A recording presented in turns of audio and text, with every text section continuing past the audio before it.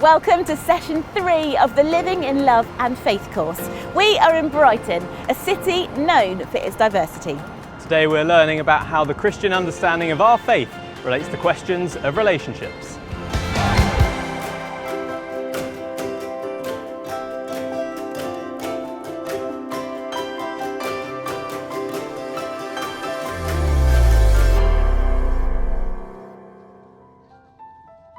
Let's take a look at the aims of today's session.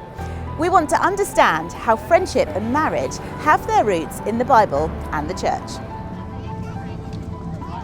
We're going to explore different views on friendship, civil partnerships and marriage in the church and society today. We aim to relate respectfully and compassionately to people with different views about relationships and marriage. In this session, we'll start by thinking about the pastoral principle of acknowledging prejudice. We'll then watch the story film of Laura and Stephen. Our first Learning Together session is about friendship. The Bible study will be from Matthew 19. After meeting Julie and Alice, our second Learning Together session will be about marriage. And, as usual, we'll close with some time for reflection and prayer. Pause the video and take a moment to be still together in God's presence. You may want to use this reading as a way into the session.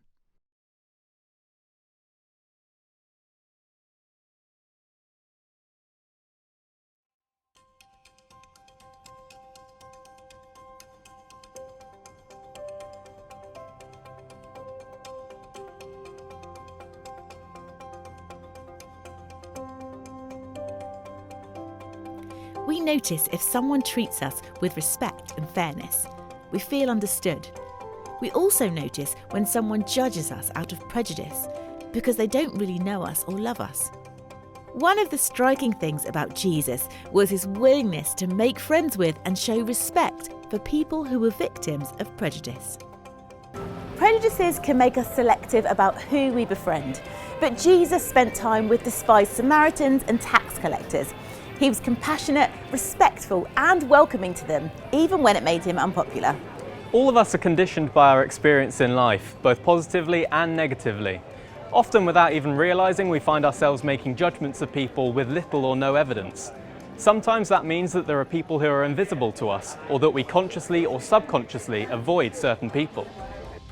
We often make these decisions purely on appearance.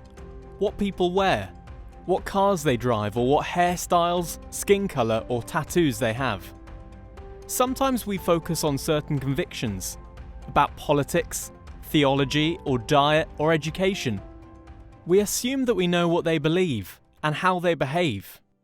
Prejudices run deep. They cause major and persistent social, economic and racial injustices. Prejudices also run deep when it comes to matters of relationships, gender, sexuality and marriage. We need to pay critical attention to our own attitudes, noticing our inner responses to people who are different from us and whose ideas are different from our own. We're all invited into God's kingdom by God's grace. There's no place for prejudice among the children of God. The way of the kingdom is to remember that every person is fearfully and wonderfully made. We're all of infinite value in God's sight and should respect each other accordingly. That means we'll need to help each other when our prejudices become evident in the language we use and the attitudes we display. We'll need to look for ways that God can shape us into more Christ-like people through our encounters with people who are different from us and who hold different convictions to us. Before we begin learning together, let's watch our first story film.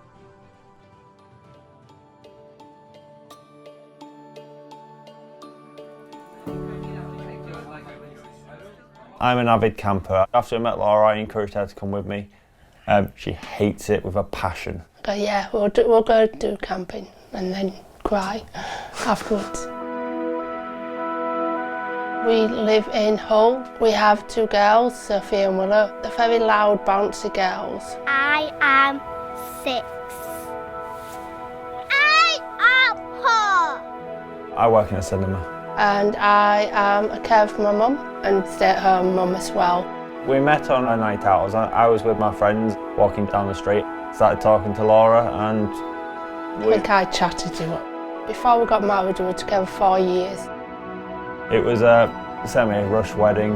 Laura was pregnant, and my mum was basically telling me to propose and get on with it. Luckily it snowed that day, and to be fair, it was perfect.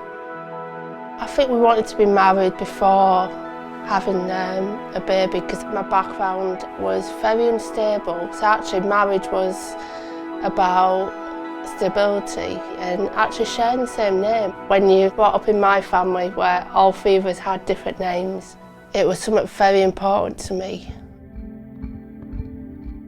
2 years ago I ended up being a wheelchair user. I was at work, my legs stopped working. There is no 100% known what it is yet, but it's been diagnosed as a functional tremor for the time being. I lost my job. I was a full-time chef before. It was really 12 to 13 months where I wasn't doing anything. We have a food bank. At one point we were struggling. Not worrying about food was a massive help. I was always the strong one, the one that kept the family together. Laura was always the one that... temperamental slightly. And it broke me because I'm not the strong one anymore. I think it has put a strain on the marriage. I'm praying every day that it'll get better, and it becomes to a point where, okay, this might actually be God's plan for us. I get annoyed with the wheelchair, and it's asking for patience to not be annoyed at the wheelchair or the stair lift or the fact I have no bath. And you don't realise when you can't have a bath and have 5 minutes to get away from everything, how much it affects you. I started a new job 4 months ago. If I don't work, I curl up in a ball and I give up in the world, and if I do, at least it's given me something to do more than anything else. The church community have been a massive actually help. I have people there that I can talk to. Marriage to me is about family. It's the bond that keeps us all rolling by every day. It's about not letting negative influences get to us. We do actually have 2 healthy children, and they're loud and drive us crazy, but despite everything, they're actually doing really well. I'm trying to keep as much of the impact of it away from them. I'm putting my life to my kids. I'm going to give them everything they need. They're making everything worthwhile. We're Laura and Stephen, and we're living in love and faith.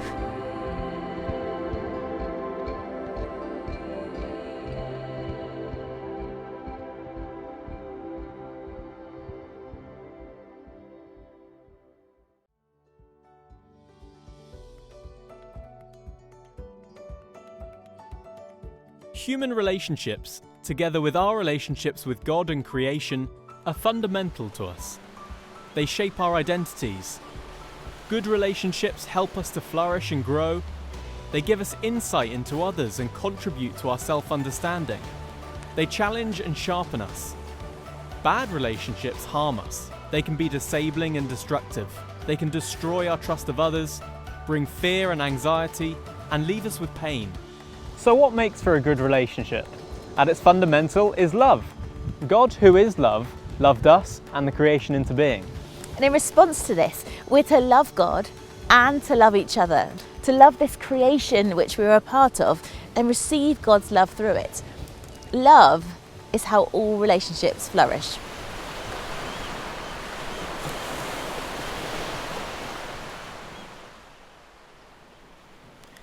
Love is expressed differently in different relationships. Ancient Greek had various words for love.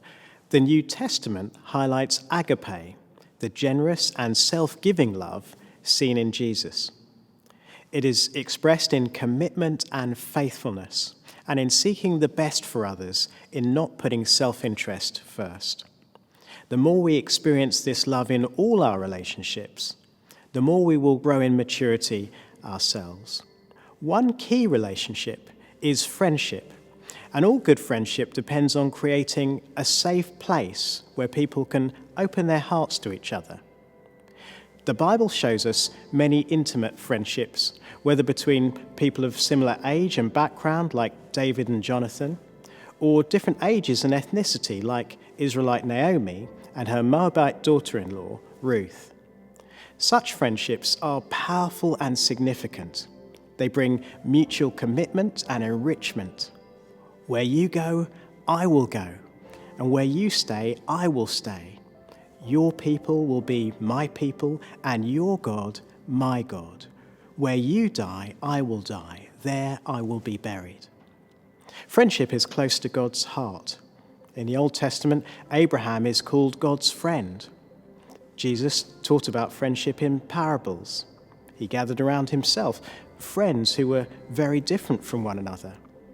He became a friend of tax collectors and sinners. He showed the deepest form of love for his friends, even though they and we constantly let him down. No one has greater love than this, to lay down his life for his friends. This is the kind of friendship that Jesus' followers are called to express in their personal relationships, to embody in the life of the church, and to nurture in the wider community. What makes for a good friendship?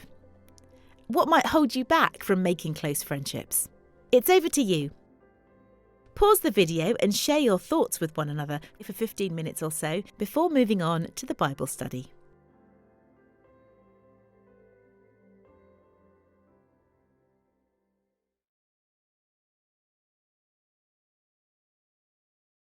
We've seen the importance of friendship in the Bible. Let's turn to the most extensive account of Jesus' teaching on marriage. A reading from Matthew chapter 19. When Jesus had finished saying these things, he left Galilee and went to the region of Judea beyond the Jordan. Large crowds followed him, and he cured them there. And some Pharisees came to him, and to test him, they asked, "Is it lawful for a man to divorce his wife for any cause?" He answered, "Have you not read that the one who made them at the beginning made them male and female? And he said, for this reason, a man shall leave his father and mother and be joined to his wife, and the two shall become one flesh. So they are no longer two, but one flesh. Therefore, what God has joined together, let no one separate." They said to him, "Why then did Moses command us to give a certificate of dismissal and to divorce her?" And he said to them, "It was because you were so hard-hearted that Moses allowed you to divorce your wives. But at the beginning it was not so. And I say to you, whoever divorces his wife except for unchastity and marries another commits adultery." His disciples said to him, "If such is the case of a man with his wife, it's better not to marry." But he said to them, "Not everyone can accept this teaching, but only those to whom it is given. For there are eunuchs who have been so from birth, and there are eunuchs who have been made eunuchs by others, and there are eunuchs who have made themselves eunuchs for the sake of the kingdom of heaven. Let anyone accept this who can."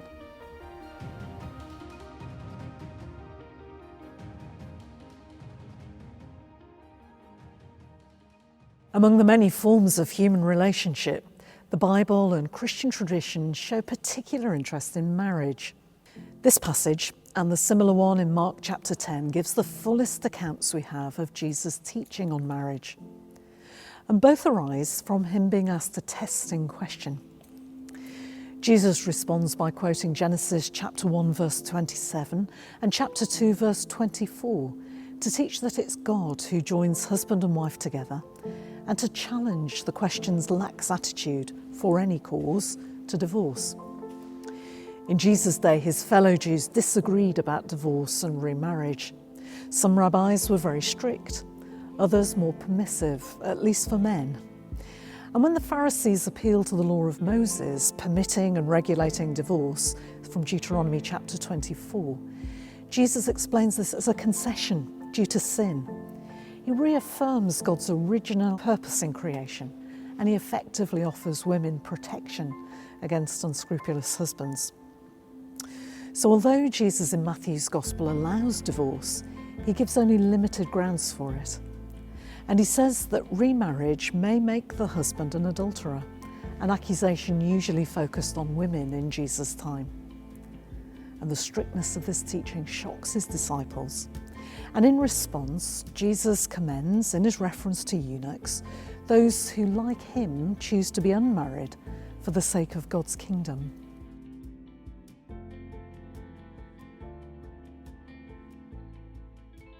What strikes you about this passage in Matthew's Gospel? How does Jesus' teaching about marriage, divorce and eunuchs help us with our discussions about relationships and friendship? Over to you. Pause the video and reflect together for 15 minutes or so.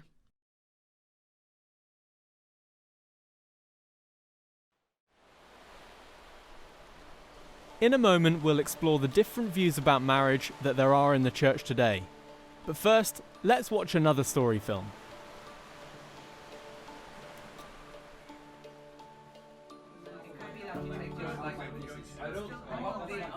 I used to be a captain of a darts team. I went to Rio for a weekend and it rained. That was bad luck. We live in Knutsford in the Diocese of Chester. I'm retired from financial services. I worked in banking in the local branches. Been together nearly 19 years. We had a commitment ceremony 17 years ago. That's just a public commitment ceremony, there's no legal standing. We met as friends through a church event. A few years later I needed somewhere to stay and I came to stay here. I'd been divorced for 13 years and was looking for a knight in shining armour to whisk me off my feet, and Alice was helping me look. Yeah. So it was a bit of a surprise to fall in love with her. I was quite happy that God wouldn't mind. I was at peace with God. I felt, was I disobeying God in some way? But life had changed and God redeems us and transforms things. And because the relationship was creative and sustaining and loving, then it wasn't going to be an issue with God. I was about to depart to go to a theological college to train to be an ordinand, and I knew that wouldn't be allowed, so I stepped back from that. We attend a local church. I'm a licensed lay minister, a reader. I started working for the church as a verger. When we first went to the church we're in now, there was a gentleman there who was very welcoming. After a couple of visits to the church, he turned around and he said, "Any husbands?" And we just went, "No, we haven't got any of those." The community's just been very open and accepting from the beginning. We seem to be loved by young and old, and it's wonderful. We are truly blessed. Not being able to go forward for ordination does give me a bit of sadness, but I've had a lot of healing since then. We feel God has blessed our relationship, and it would be wonderful to have that blessing acknowledged. To be able to be in church and have a marriage ceremony would be wonderful. We're Julie and Alice, and we're living in love and faith.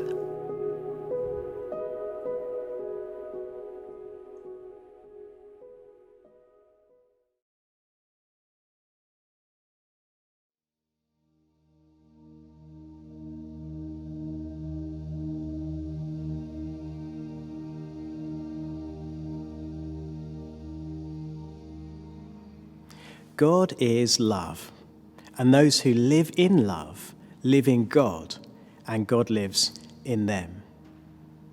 These words, highlighting love's centrality in all relationships, are used at the beginning of the marriage service.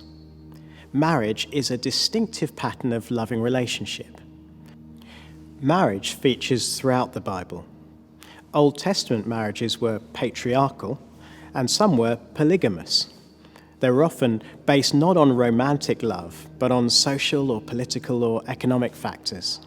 There would often have been no vows, no blessing, and at times, no consent. Marriage is, however, often used as a picture of God's covenant with Israel. In the New Testament, Paul relates to the union between husband and wife to that between Christ and the church. The book of Revelation describes a vision in which Christ and God's people come together as bridegroom and bride. It is a vision of the gathering of all God's people into perfect union with one another and with God. Many biblical stories portray marriages that were far from ideal, but this did not prevent God's grace being at work. God is present even in our imperfect marriages, in the ordinary, physical, and sometimes messy conditions of our lives. Marriage is not just a human institution, it is a sign and means of God's love for the world. The Church of England's canons describe it as a union permanent and lifelong, for better for worse, till death them do part, of one man with one woman, to the exclusion of all others on either side. Although the Church's understanding of marriage has varied over the centuries, Augustine, who lived in the 5th century, has been particularly influential. He highlighted 3 aspects of its goodness: faithfulness, children, and sacrament. They have appeared in various forms in the Church's marriage service, and they still feature today. Faithfulness is the mutual sharing of life in love. It is expressed in the vows to love and to cherish and to forsake all others until death, whatever life brings. The bodies of men and women have characteristics that, when brought together in sexual union, have the potential to conceive children. God provides marriage so that children can receive the secure love, protection, and nurture they need from parents and the families that grow around them. Children are not born to all marriages, and this is often the cause of great sadness. All marriages, though, are called to be fruitful in bringing life to others. The Church also teaches that God's gifts of sexual desire and expression find their proper place and freest space in marriage. The idea of sacrament comes from Ephesians 5:32, where marriage is described as a great mystery, mirroring the love of Christ for the Church. Like a sacrament, marriage is a visible sign of an invisible truth. In Britain, fewer people are marrying, and those who do tend to marry later. Cohabitation before or instead of marriage is commonplace.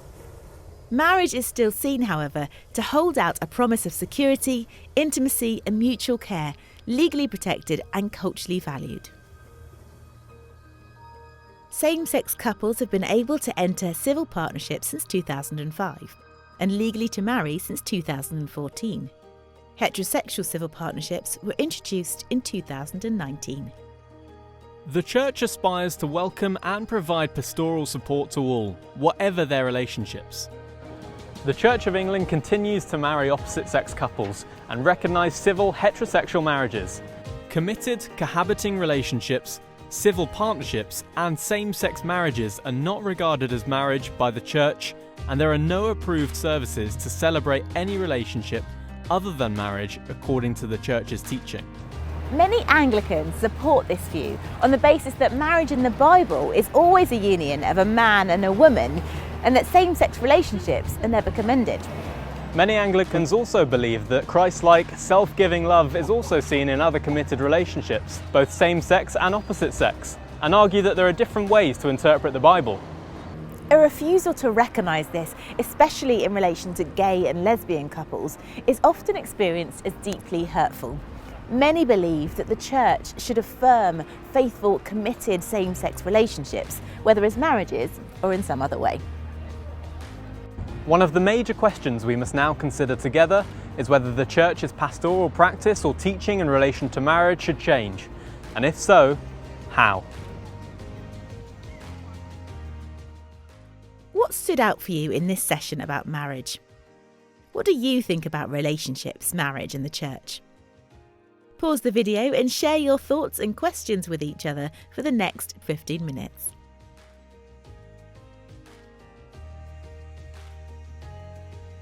We're coming to the end of this session on relationships. Take some time now to pray for each other and for the church, perhaps using this reading from Philippians chapter 1.